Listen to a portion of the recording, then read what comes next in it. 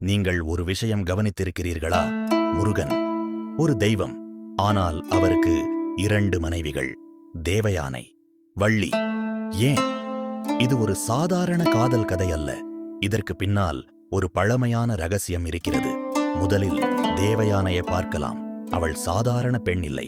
அவள் தேவர்களின் உலகில் பிறந்தவர்.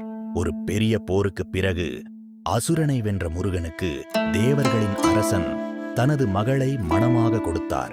அதனால் தேவயானை திருமணம் ஒரு அரச மரபு திருமணம். ஆனால் முருகனின் 2வது காதல் அப்படி இல்லை. அது மிகவும் வேறுபட்டது. வள்ளி ஒரு கிராமத்து பெண், மலைகளில் வாழ்ந்த வேட்டைக்காரர் சமூகத்தை சேர்ந்தவர்.